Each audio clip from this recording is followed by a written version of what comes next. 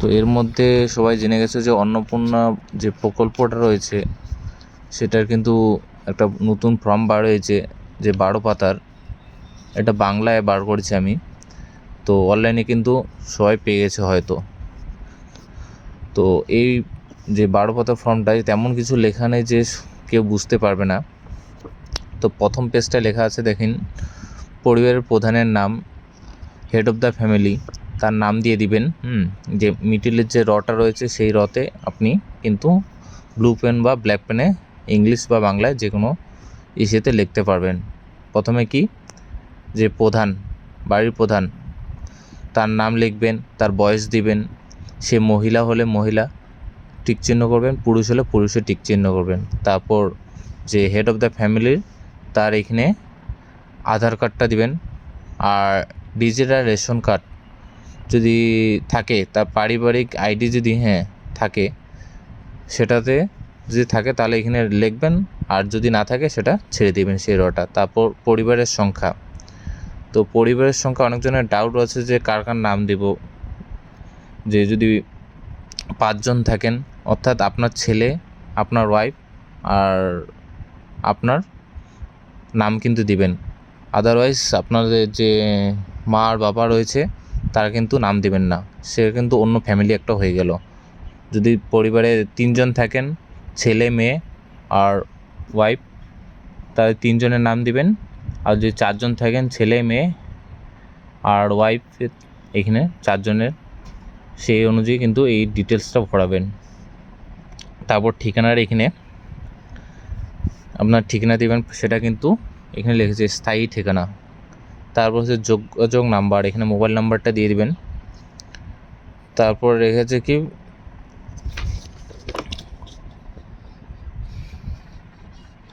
এখানে বলা হয়েছে 9 নম্বরটা বলা হয়েছে নাম, জন্ম তারিখ, লিঙ্গ, পরিবারের প্রধান, যে পরিবারের যে আপনি যে উপরে লিখবেন যতজন সদস্য, সেই সদস্য কিন্তু মোবাইল নাম্বার, জন্ম তারিখ এবং যে আধার কার্ড নাম্বার, সেটা কিন্তু পুরোটা 1 2 করে 3 করে সদস্য কিন্তু দেওয়া আছে রয়েছে। তো এইখানে আপনি প্রথম যে দেখবেন HOF, অর্থাৎ হেড অফ দ্য ফ্যামিলি, পরিবারের প্রধান, তার নাম লিখবেন। দেন সদস্য 1-এও কিন্তু তার নাম লিখবেন। তার নাম দিয়ে সেখানে তার জন্ম তারিখ, লিঙ্গ এবং আধার নাম্বার সেটা কিন্তু লিখবেন। এখানে পরিবারের প্রধান, হেড অফ দ্য ফ্যামিলির নাম লেখার পর দেন উনিও তো সদস্য, তো ওনারও নাম কিন্তু এখানে লিখবেন। দেন তারপর যার যার ইসে রয়েছে তার পুরো ডিটেলসগুলো ফিল আপ করবেন। আর যার নামে ইসে হবে, অর্থাৎ যার নামে এই ফর্মটা রবে, তার সাইডে কিন্তু লেখা রয়েছে কি, অন্নপূর্ণা যোজনার জন্য আবেদন করা হচ্ছে, তার সাইডে কিন্তু দিবেন। সদস্য 1, অর্থাৎ যে হেড অফ দ্য ফ্যামিলি, তার নামে যদি ইসে হয়, অন্নপূর্ণার ভাণ্ডার হয়, তো এই যে লিখবেন, এখানে টিক চিহ্ন রাখবেন। আর যদি সদস্য 2-তে লেখেন, যে তার নামে যদি ফর্মটা হয়, সেখানে সদস্য 2-তে রাইট চিহ্ন দিবেন, আদারওয়াইজ এগুলো ছেড়ে দিবেন।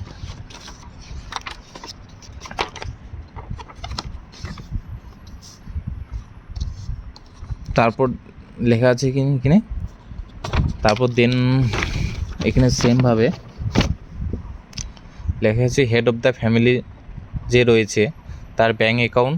দেন আবার কিন্তু আমরা যেহেতু হেড অফ দ্য ফ্যামিলিও সেম রেখেছি, সদস্য 1-ও সেম রাখছি, তো সদস্য 1-এও কিন্তু হেড অফ দ্য ফ্যামিলি আর সদস্য 1-এরও সেম অ্যাকাউন্ট রাখবো। তারপরে সেমভাবে যারা যা রয়েছে সেম কিন্তু অ্যাকাউন্ট আর ব্যাংকের নাম আর IFSC কোড সেমভাবে বসাবেন। তারপর থার্ড পেজে রয়েছে কি, এপিক নাম্বার। এটা যখন আপনি ভোট দিয়েছেন তার সাথে কিন্তু একটা স্লিপ দেওয়া হয়েছে। আগেকার এপিক নাম্বার আর এখনকার এপিক নাম্বার কিন্তু চেঞ্জ হয়ে গেছে। দেখবেন ভোট দেওয়ার সাথে একটা বড় একটা পেপার দেওয়া হয়েছে সবাইকে, সেই পেপারে কিন্তু লেখা আছে এপিক নাম্বার প্লাস যে কোন বিধানসভার অংশ, সেই অংশটাও কিন্তু দেওয়া রয়েছে। তো সদস্য অনুযায়ী সেগুলো ফিল আপ করবেন। তারপরে লেখা আছে এখানে কাস্টের পেপার রয়েছে, আপনি কোন ক্যাটাগরিতে ইসে করেন, আপনার ফ্যামিলি বিলং করে, সেই ক্যাটাগরিতে আপনি রাইট চিহ্ন দিয়ে দেবেন। চলে আসলাম চতুর্থ পেজে। তো চতুর্থ পেজে লেখা আছে কি, আপনি কি ডিজিটাল রেশন কার্ড আছে আপনার? যদি থাকে হ্যাঁ লিখবেন, নতবা না থাকলে না লিখবেন। ডিজিটাল রেশন কার্ড কীভাবে চিনবেন, দেখবেন এইরকম কিছু আপনার যে রেশন কার্ড রয়েছে তার সংখ্যার যে আগে এইরকম কিছু কিন্তু লেখা রয়েছে, AAY, তার PHS, এগুলো কিন্তু লেখা আছে। তারপরে 2 নম্বরে চলে আসবেন, এখানে দেখবেন রেশন কার্ডে কোনটা ইসে করা আছে, লেটারগুলো আছে, সেখানে টিক চিহ্ন লাগবেন। তারপর পরিবারে কি রেশন নেয়, দোকানে কি রেশন নেয়, সেই অনুযায়ী আপনারা তো সবাই নেন যেহেতু রেশন, তো এইখানে হ্যাঁ লিখবেন। তারপর গ নম্বরে চলে আসলাম সংক্ষিপ্ত। তারপর লিখবেন এখানে কি, 1 নম্বরে রয়েছে কি, বাড়ি কোন ধরনের। তো বাড়িটা যদি 3টা পাকা ঘর রয়েছে, 3 বা তার বেশি পাকা ঘর থাকলে আপনি হ্যাঁ দিবেন অথবা না দিবেন যদি না থাকে। তারপর পরিবারের জমির মালিকানা, পারিবারিক জমির মালিকানা, তো আপনাদের কত জমি রয়েছে এখানে সাইডে লেখা রয়েছে নির্দেশনে। আপনার যে দেখবেন একটা দলিলের ওইখানে লেখা আছে অংশ বলে, অংশ লেখা থাকবে না, ওইখানে সাইডে লেখা হবে 0 পয়েন্ট কিছু একটা লেখা থাকবে, ওইরকম কিন্তু লেখা থাকে। আমি দেখাচ্ছি একটা ফর্মে,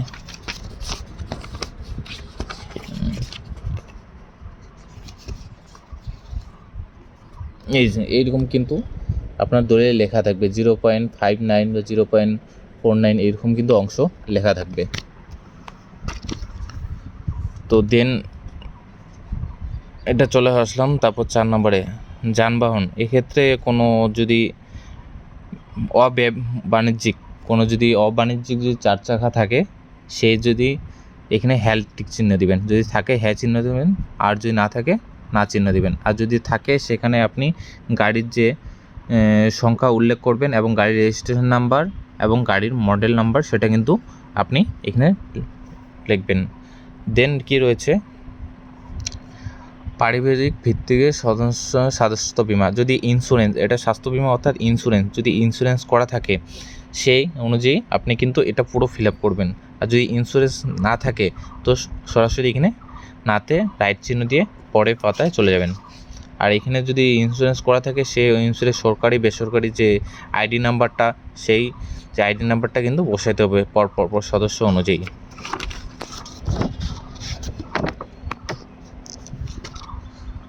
তো তারপর রয়েছে কোনো সদস্য অভিযোগত, এখানে রয়েছে কি, কোনো সদস্য যদি দেয়, মনে করুন সরকারকে ট্যাক্স দেয়, দেয়, তাহলে কিন্তু এখানে রাইট চিহ্ন দিবেন আর অথবা না দিবেন। তারপর রয়েছে কি, পরিবারের সদস্যর প্যান কার্ড, অর্থাৎ এখানে প্যান কার্ডে হ্যাঁ, এখানে প্রথম যে রোটা রয়েছে হ্যাঁ চিহ্ন দেবেন, সবার প্যান কার্ড রয়েছে। তো প্যান কার্ড এইচওডির যে হেড অফ দ্য ফ্যামিলি রয়েছে, হেড অফ দ্য এইচওএফের হেড অফ দ্য ফ্যামিলির প্যান কার্ড প্লাস নাম এখানে পর সদস্য অনুযায়ী রাখবেন। তো তারপরে 3 নম্বর রতে বলা হয়েছে কি, কর্মসংস্থানের ধরন। তো পরিবারের যে কোন সদস্য কি কাজ করে সেটা কিন্তু বলা হয়েছে সব পরপর অনুযায়ী। প্রথমে আমরা যাব কি, এইচওএফ অর্থাৎ হেড অফ দ্য ফ্যামিলির যাব, সে যদি সরকারি কাজ করে বেসরকারি কাজ করে সেটাতে অনুযায়ী। আর যদি সে ফার্মার হয়ে থাকে বা অন্য কোনো হয়ে থাকে, অন্যান্য রাইট চিহ্ন দিয়ে সেটা এখানে ব্র্যাকেটে লিখে দেবেন। আর যদি ফার্মার বা কোনো কুটির শিল্পী বা কারিগর শিল্পী হয়, সেইখানে কিন্তু এখানে রাইট চিহ্ন দিয়ে সেই ফার্মার বা টিক চিহ্ন দেবেন। পরপর সদস্য 1-এও কিন্তু সেম, যেহেতু আমরা কি হেড অফ দ্য ফ্যামিলি আর সদস্য 1 সেম রেখেছি। তারপরে আমরা চলে আসলাম 6 নম্বর পাতায়। 6 নম্বর পাতায় সেম ওই রটাই দেওয়া আছে এখানে। তারপরে একবার লাস্টের দিকে এটা কি, পরিবারের যে স্বীকৃত প্রাপ্তবয়স্ক সদস্য সংখ্যা এবং পারিবারিক অস্বীকৃত, তো এইখানে যেহেতু দুটো রয়েছে, একটা স্বীকৃত প্রাপ্তবয়স্ক, একটা অশিক্ষিত প্রাপ্তবয়স্ক। তো পরিবার কয়জন শিক্ষিত সেটা এখানে সেইটা কি সংখ্যায় লিখবেন কিন্তু, যদি 1জন হয় 1 লিখবেন, যদি 2জন হয় 2জন লিখবেন। আর এখানে অশিক্ষিতর যে প্রাপ্তবয়স্ক রয়েছে সেটাও কিন্তু লিখবেন, যদি 1জন হয় 1 লিখবেন, 2জন হলে 2, তার বেশি হলে লিখবেন এখানে। তো তো তারপরে দেখবেন পরিবারের যে প্রধান রয়েছে তার শিক্ষাগত যোগ্যতা এবং অশিক্ষিত হলে সর্বোচ্চ শিক্ষাগত যোগ্যতা, সেটা কিন্তু যদি অশিক্ষিত হয় তাহলে কিন্তু ব্র্যাকেটে কিন্তু লিখতে বলেছে কি যে সর্বোচ্চ শিক্ষাগত যোগ্যতা এখানে ব্র্যাকেটে করে লিখবেন। যদি 10 পাস হয় 10 পাস লিখবেন, যদি উচ্চ মাধ্যমিক পাস করে সেটা কিন্তু 12 পাস লিখবেন। তারপর সেমভাবে সদস্য 1 সদস্য 2 ওইভাবে সেমভাবে কিন্তু এখানে রগুলো দেওয়া আছে। তারপরে কি 5 নম্বরে বলা হয়েছে কি যদি কোনো সদস্য বিধানসভা বা কোনো পঞ্চায়েত অফিস বা কোনো ইসেতে থাকে, যদি কোনো পদে থাকে তাহলে কিন্তু হ্যাঁ দেবেন অথবা না দেবেন, এবং কত নম্বর সদস্য এই ইসের সঙ্গে যুক্ত থাকবে সেটা কিন্তু সদস্য নং কিন্তু এখানে লিখবেন। তারপরে চলে আসবো কি 6 নম্বরে বলা হয়েছে কোনো সদস্য যদি পেনশনভোগী হয়ে থাকে তাহলে কিন্তু আপনি হ্যাঁ দিবেন অথবা না দিবেন, এবং সেমভাবে যদি কত নম্বর সদস্য সেটা কিন্তু নিচে উল্লেখ করে দিবেন। তারপর রয়েছে কি কোনো সদস্য জিএসটি অর্থাৎ কোনো ইসের যদি জিএসটি দিয়ে থাকে কোনো ব্যবসা বা ইসের, তাহলে কিন্তু হ্যাঁ দিবেন অথবা না দিয়ে দিবেন। তারপরে চলে আসলাম কি পরিবারের যে বার্ষিক আয় অর্থাৎ অ্যানুয়াল ইনকাম সেটা কিন্তু অঙ্কে এখানে লিখে দিবেন। তারপর অন্য পরিচয়। তারপরে আমরা চলে আসলাম একবারে পরের ইসেতে সিএএ অর্থাৎ সিএতে যদি বর্তমানে কেউ কোনো সদস্য অ্যাপ্লাই করে থাকে অর্থাৎ যদি অ্যাপ্লাই করে থাকে সেটা কিন্তু এখানে পরপর কিন্তু অপশানগুলো দেওয়া হয়েছে। যদি প্রযোজ্য না হয় তো এখানে রাইট চিহ্ন দেবেন, আর যদি প্রযোজ্য হয় তাহলে সার্টিফিকেট বা ইস্যু নাম্বার আবেদনকারী সেটা কিন্তু এখানে লিখে দেবেন। হেড অফ দ্য ফ্যামিলি, তারপর সদস্য 1 যদি সিএতে অ্যাপ্লাই করে থাকে, অথবা কিন্তু প্রযোজ্য নয় লিখে দেবেন যদি না থাকে।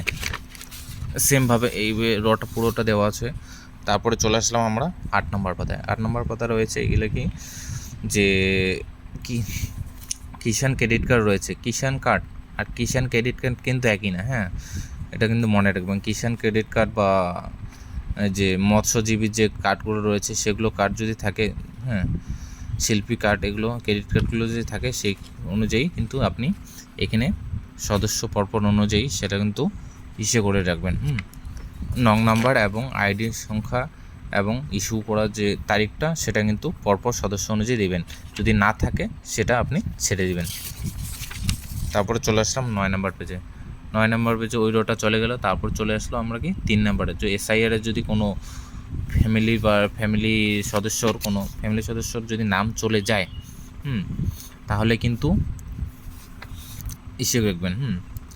নাম চলে যায় তাহলে কিন্তু হ্যাঁ লিখে এখানে পুরো ইসের বিবরণ কিন্তু দিতে হবে। আর যদি না থাকে প্রযোজ্য নয় লিখে দিবেন। এইভাবে পরপর কিন্তু সদস্য অনুযায়ী লেখা আছে। তো তারপরে চলে আসলাম 9 নম্বর পেজের লাস্টের দিকে একবারে। তো এখানে রয়েছে কি বিদ্যালয় অধ্যয়নরত পরিবারের শিশুর বিবরণ। যদি বিদ্যালয়ে কোনো শিশু পড়ে আপনার ফ্যামিলির তাহলে কিন্তু তার ইসে দিতে লাগবে শিশুর নাম প্লাস কোন শ্রেণী, বিদ্যালয়ের নাম, কোন ধরনের বিদ্যালয়, সমস্ত কিন্তু এটা পরপর ইসে করতে লাগবে। মনে রাখবেন শিশু এই সদস্য 1 বা 2 এগুলোতে কিন্তু আপনি প্রথমে সবসময় কিন্তু বড়দের রাখবেন, কিন্তু যদি লাস্টের দিকে শিশু ইসে হয় লাস্টের দিকে রাখবেন, সেই অনুযায়ী কিন্তু এইটা আপনারা ফিল আপ করবেন। ধরুন আপনার ফ্যামিলিতে 3 জন, আপনি, আপনার ওয়াইফ আর আপনার ছেলে, তাহলে কিন্তু প্রথমে আপনি রাখবেন হেড অফ দ্য ফ্যামিলি, তারপরে আপনার ওয়াইফ, লাস্টে অর্থাৎ 3য় নম্বরে আপনার শিশুকে রাখবেন। তারপর লাস্টের দিকে টিকাকরণটা ইসে করে রাখবেন, যে বাচ্চার যে ইসের পোলিও কার্ডটা রয়েছে সে অনুযায়ী কিন্তু সদস্য 1, 2 এগুলো তো আপনি থাকবেন। দেন আপনি যে শিশু যে কয় নম্বরে রেখেছেন সেই সদস্য অনুযায়ী টিকাকরণ হয়েছে কিনা সেটা কিন্তু সম্পূর্ণ হয়েছে কিনা বা টিকাকরণ করা হয়নি সেটা কিন্তু লিখবেন। তারপরে কি রয়েছে, তারপর হচ্ছে ব্যাংকের ডিটেলস রয়েছে, ডিবিটি লিঙ্ক। ডিবিটি লিঙ্কের মাধ্যমে কোনো প্রকল্পের সঙ্গে আপনি কি জড়িত আছেন, অথবা ওই ডিবিটি লিঙ্কের মাধ্যমে কিন্তু সরকারি কোনো টাকা পাচ্ছেন কিনা সেটা অনুযায়ী কিন্তু করে রাখবেন। যদি হ্যাঁ হয় তো হ্যাঁ লিখে এখানে কোন প্রকল্প সেটা কিন্তু বাংলায় বা ইংলিশে এখানে পুরো লিখবেন, সেই অনুযায়ী কিন্তু এটা পুরোটা দেওয়া রয়েছে। দেন তারপর লাস্টে চলে আসলাম। তারপর 2 নাম্বার এই যে এটা রয়েছে এটা কিন্তু ছেড়ে দিবেন।